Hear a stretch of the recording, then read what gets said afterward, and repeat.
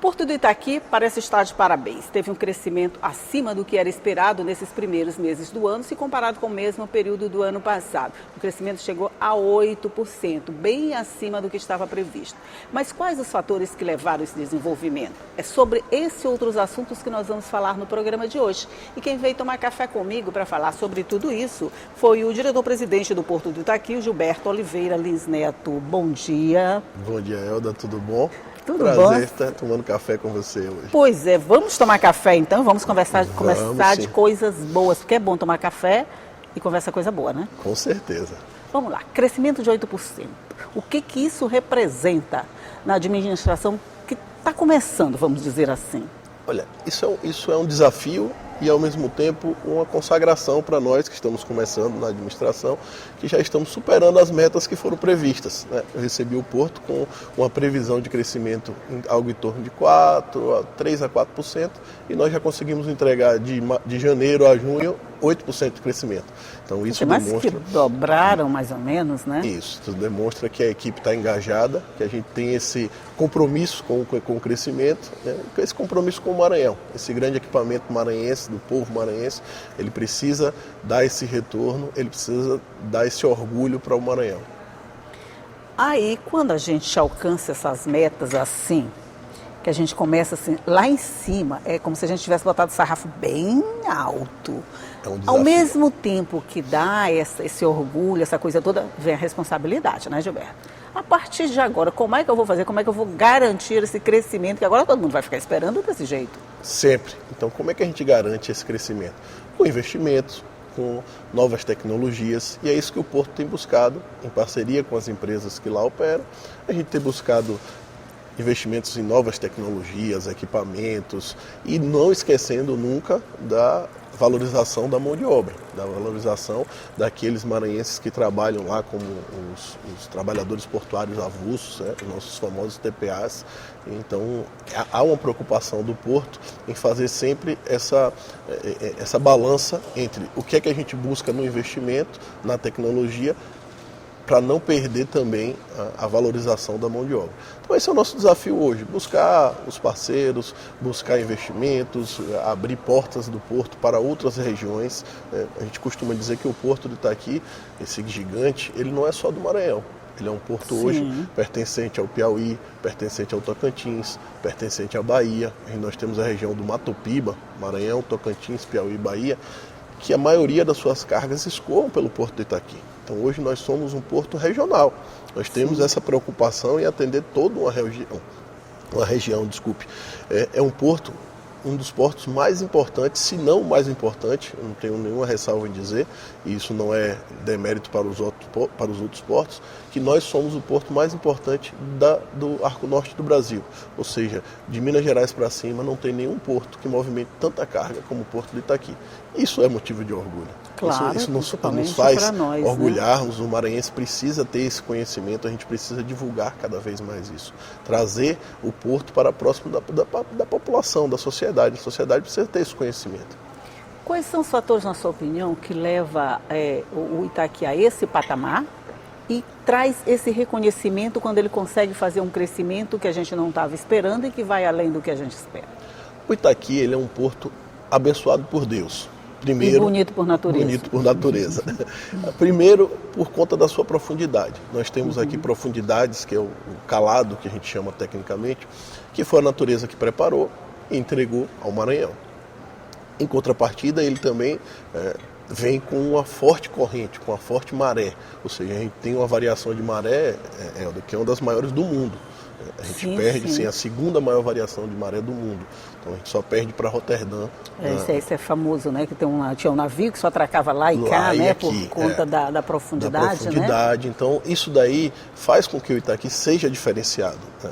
E a diferença após esse fator natural vem na gestão. Aí a equipe técnica do Itaqui, que hoje a gente não pode deixar de parabenizar essa equipe fantástica que o Itaqui tem. É um time assim de peso, que poderia estar em qualquer porto do mundo, a gente recebe aqui visitantes de todos os portos querendo entender o que é que a gente faz, assim como a gente visita também outros portos. Visitamos o Porto de Paranaguá, aqui no Brasil, que foi o porto que ficou, a gente precisa destacar aqui, que esse ano o Ministério de Portos e Aeroportos, ele tem uma premiação como se fosse o Oscar dos portos. E ele reconheceu o Itaqui, dentre os portos públicos, como o segundo porto em índice de gestão, ou seja, o IGAP, índice de gestão da autoridade portuária, o Itaqui tirou o segundo lugar. Por que isso? Porque demonstrou competência, demonstrou eficiência, demonstrou que sabe investir e investir bem, que busca o desenvolvimento do porto, o crescimento do porto. E o Porto de Paranaguá ficou à nossa frente, em primeiro lugar. Uma ressalvazinha que foi com o empate técnico e a gente perdeu por um índice na questão do desempate. Mas enfim. Poxa, já era pra gente dar. Ano que vem. Ano que vem. A gente vai buscar. A gente vai estar lá nesse primeiro lugar. Nós tiramos nota 10 também, assim como o Porto Paranaguá, mas ficamos no segundo lugar. E por conta disso nós fomos visitar o Porto Paranaguá. Achamos um porto fantástico. Quer saber a causa desse empate, né? E a causa desse desempate, né? Isso, nós fomos fazer essa visita. Então, essas visitas, elas são salutares por isso. A gente deve visitar, nossas equipes vão a outros portos, fazem imersão. A gente está com um programa agora de descarbonização da nossa operação, ou seja, carbono zero. Quanto menos a gente poluir, mais prêmios a gente vai ganhar. E a gente contratou o Porto de Valência para isso. Então, são várias frentes de atuação que a gente busca dentro da gestão para fazer com que o porto venha se destacando cada vez mais. Sim. É um porto que possui 4 certificações ISO, que são certificações a nível internacional, reconhecendo nossa capacidade de sistemas, nossa capacidade de não poluição, nossa capacidade de organização. Então, tudo isso está certificado. A gente tem 4 ISOs. Isso não é pouca coisa, não, né? É, você falou uma coisa interessante aí. Foram visitar o Porto de Paranaguá. Ele ganhou em primeiro lugar, a gente vai lá e vê. Existe essa interação, essa troca de experiência entre esses sistemas portuários, quer dizer, você pode copiar de um o que ele tem de melhor, pode ser da sua experiência, do que você tem de melhor, funciona assim também? Sim, e deve ser dessa forma. Os portos públicos, que é o caso do Porto do Itaqui, eles têm por premissa não serem portos concorrentes. Nós somos portos que temos uma similaridade em algumas cargas e uma distinção em outras. Então, o que é que nos faz irmãos? É somarmos naquilo que um tem de melhor para com o que o outro faz. Então, se eu carrego mais soja do que Paranaguá vem entender por que eu carrego mais soja e aprender comigo. E eu não fico com medo de passar a minha tecnologia para ele. Nós do Itaqui passamos toda a nossa tecnologia, como eu te disse, nós somos visitados por portos mundiais e nunca escondemos nada da nossa tecnologia, ao contrário, nossa tecnologia é motivo de orgulho.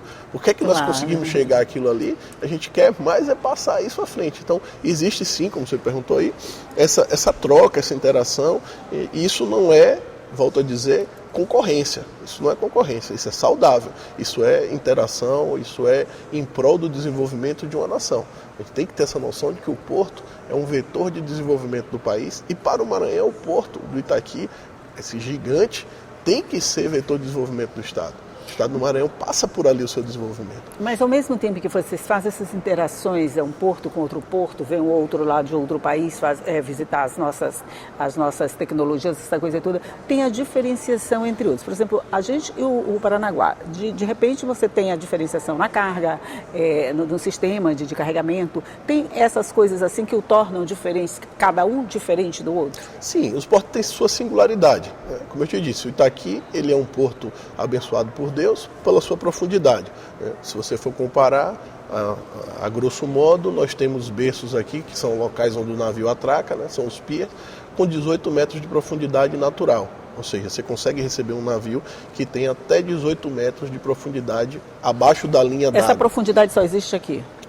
No Brasil, natural, sim. Sim, no Brasil que eu falo. Só no natural, Brasil, só aqui no Maranhão. Você pode conseguir isso dragando, como você cava para você ter essa profundidade. Mas isso gera um custo Isso gera uma provisoriedade, porque você retorna novamente, a partir do momento que você cava, é um buraco que você faz, então ele vai retornar. Então você não consegue dizer que tem um porto de 18 metros. Você fez um porto de 18 metros que vai voltar depois e que você vai precisar ficar gastando para fazer. A profundidade natural, né? A nossa profundidade é natural. Então, se você compara a profundidade, nós temos 18 metros, enquanto Paranaguá tem 11,5, 12. Aí você vai perguntar, Gilberto, o que é que isso significa? Significa que grandes navios não conseguem atracar lá. Porque grandes navios precisam de uma profundidade maior. Porque quanto mais carga o navio pega, mais ele desce, mais ele passa da linha d'água e vai. Quando a gente vê um navio, a gente está vendo o que está para fora d'água, mas o que está para baixo d'água é onde a quantidade de carga faz a diferença. Então nós temos navio aqui no Maranhão, no porto da Ponta da Espera, que é o Ponta da Madeira, que é o Porto da Vale, que sai com 25 metros de carga. Então, só aqui em Roterdã, esses navios conseguem atracar naturalmente. Claro que na China você tem portos dragados, ou seja, cavados, que você consegue chegar com isso daí. Mas, como eu disse, a dragagem ele gera um custo e tudo na operação que é custo impacta em diminuir competitividade. Então nós temos o dragado e o natural e nós estamos bem lá na frente do natural. Com o natural, com certeza. Ok, nós vamos fazer uma pausazinha aqui na nossa conversa só para a gente tomar um cafezinho e tomar uma água, mas a gente volta já já, só um minuto.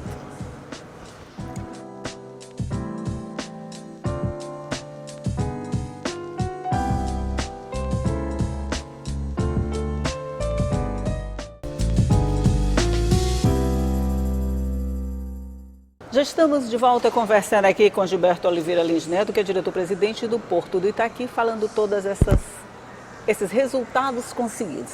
Pronto, resultados conseguidos. A partir de agora, o que vem a partir de agora? Quer dizer, uma nova etapa de trabalho seria isso. A gente terminou o primeiro semestre, já estamos aqui, já iniciamos o segundo. O que tem agora, Gilberto? Quais são os nossos próximos desafios? Nossos próximos desafios é fazer com que o Porto continue crescendo. Para isso, nós precisamos de mais investimentos em infraestrutura portuária.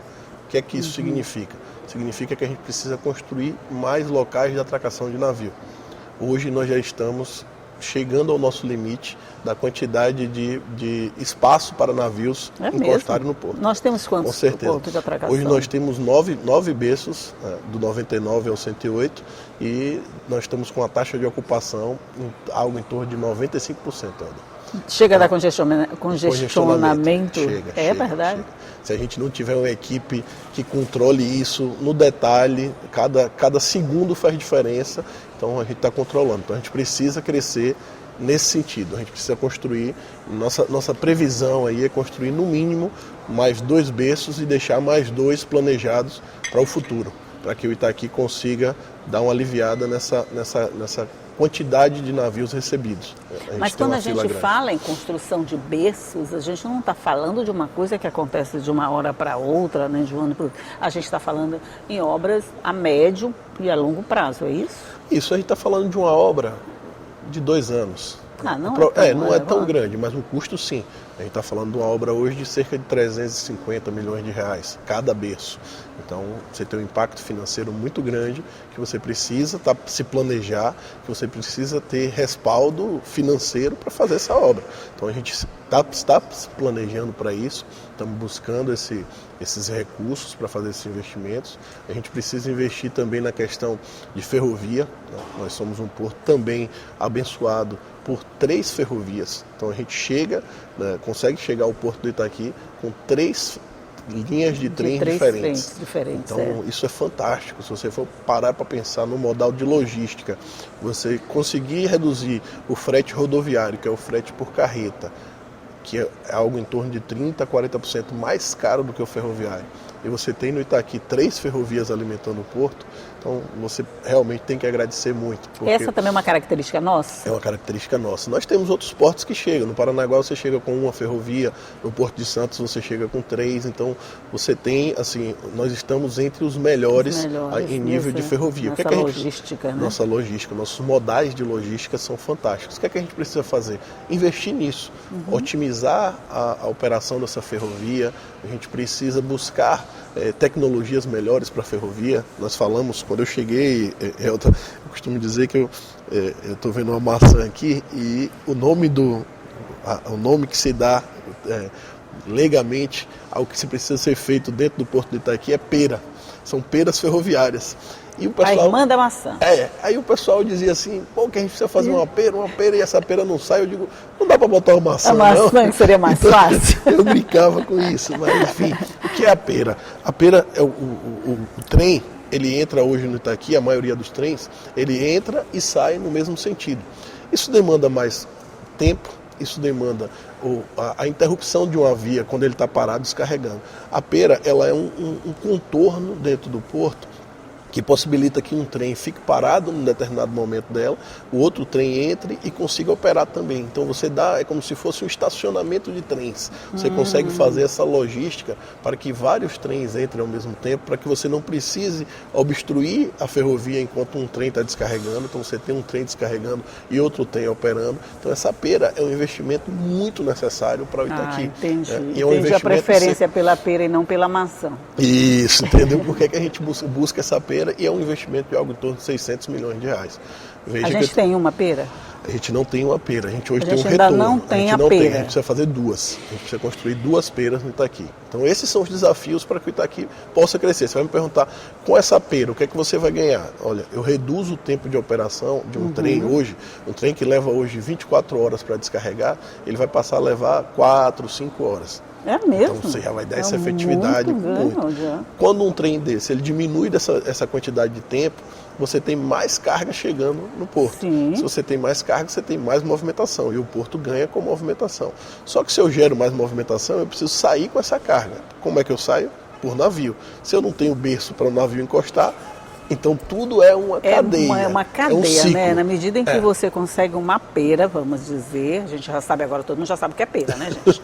Na medida que você consegue uma pera, você tem necessariamente que ter mais berços para que o fluxo dessa mercadoria aconteça, porque senão vai sair lá da pera e vai ficar parado. Vai ficar parado no porto. E não é bom para ninguém. E não é bom para ninguém. Então, esses investimentos são investimentos interligados. A gente busca essa interligação de investimento. Não adianta eu construir um berço se eu não tenho mais volume. Não adianta eu construir uma pera se eu não tenho berço. Então, a gente precisa encontrar esse ponto de equilíbrio e essa é o grande desafio da gestão do governo do Estado. O governador Carlos Brandão, ele tem essa preocupação e essa visão em saber que o porto é o local de desenvolvimento. Por que o local de desenvolvimento? Porque cada vez que você oferece oportunidade de logística portuária, novas empresas podem querer se instalar no Maranhão, porque ele vai saber, olha, eu vou produzir no Maranhão aquilo que eu não consegui internalizar, vender dentro do país, eu consigo escoar. Então eu boto para fora. Se o porto me dá essa oportunidade, com competitividade, com preço,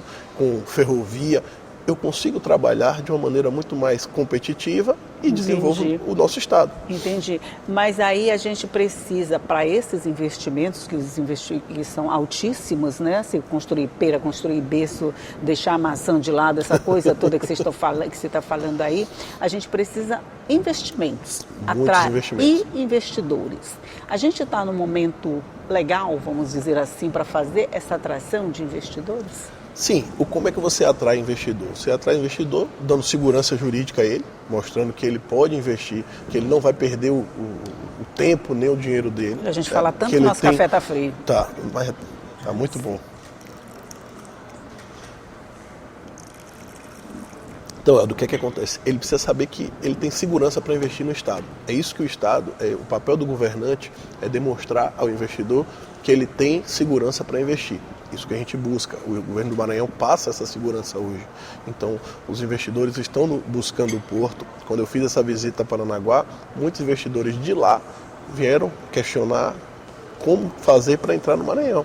E nós apresentamos as facilidades de entrar no Maranhão, falamos com eles da pera, falamos dos berços, porque esses investimentos, eles podem ser públicos, podem ser privados e podem ser mistos. Sim, a gente pode ter uma empresa que tem interesse numa pera dessa, que vai dividir o custo com o porto e a gente vai construir e utilizar todo mundo junto. Um berço. A gente tem empresas, a Suzano fez a construção de um berço no Porto do Itaqui. Então isso é a demonstração de que a empresa confia no Estado, que ela acredita no Estado e que ela está fazendo investimento. Para investir precisa 320 milhões no berço, confiança, porque ela confia. Então essa confiança, para mim, é o grande diferencial que a gestão tem que passar.